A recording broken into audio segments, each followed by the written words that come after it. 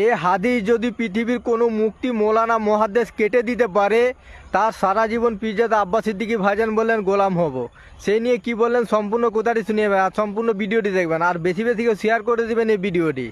জালিমকে এতগুলো রেকর্ড হচ্ছে মিডিয়ায়, রেকর্ড করছো তো ভাইরা? হচ্ছে তো? রেকর্ড থাকবে তো? এতগুলো মিডিয়ার সামনে চ্যালেঞ্জ দিচ্ছে, আপনারাও শুনছেন। এই হাদিস যদি পৃথিবীর কোন মুফতি মৌলানা মুহাদ্দিস যদি কেটে দিতে পারে, আমি সারা জীবন তার গোলাম হব। কথা বুঝে আসছে? আল্লাহ রসুল বলছেন, মিশকাত শরীফের হাদিস, মন দিয়ে শুনছেন, মা বোনেরা শুনছেন, কোন মুসলমান যদি জালিমকে শক্তিশালী করার জন্য তার সাথ দেয়, ওই মুসলমান ইসলাম থেকে বেরিয়ে যাবে। যে ইসলাম থেকে বেরিয়ে যায় তার ঈমান থাকে, যার ঈমান থাকে না, তার নামাজ, তার রোজা, তার হজ, তার যাকাত, তার দান, তার খায়রাত, সে যতই বলুক আমি মোল্লা, আমি মুসলমান, সে কি জান্নাত পাবে? তাহলে আমি আপনাকে বলবো, ভিক্ষার পাল্লাই পড়ে দুনিয়া তো শেষ হচ্ছে, বাচ্চাগুলোর ভবিষ্যৎ শেষ হচ্ছে, শিক্ষা, স্বাস্থ্য, কর্মসংস্থান তো ধ্বংস হচ্ছে, কিন্তু যে জালিম, তাকে যদি ভোট দেন শক্তিশালী করার জন্য তো ভোট দেয়, তাহলে মুসলমান ইসলাম থেকে বেরিয়ে যাবেন। রাসূলুল্লাহর হাদিস, যে মসজিদ ভাঙতে চায়, মাদ্রাসা ভাঙতে চায়, তাদের থেকে বড় জালিম আমাদের কাছে কেউ আছে?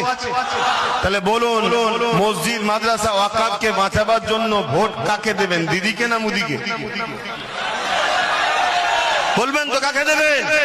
কারণ এরা দুজন টাকার উপিট, এরা দুজনই ওয়াকাফের দুশমন, মসজিদের দুশমন, মাদ্রাসার দুশমন। দুর্গাপুরে রাজ্য সরকার বোলডুজার দিয়ে মাদ্রাসা ভেঙেছে না ভাঙেনি?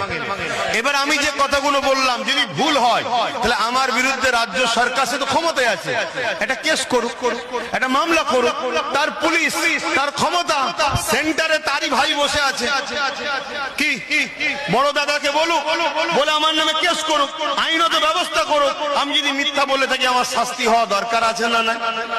কিন্তু তা না করে এই নামে মুসলমান এইসব বেঈমান গুলোকে দিয়ে গাল পাড়াচ্ছে, কখনো মাকে গাল দিচ্ছে, কখনো বাপকে গাল দিচ্ছে।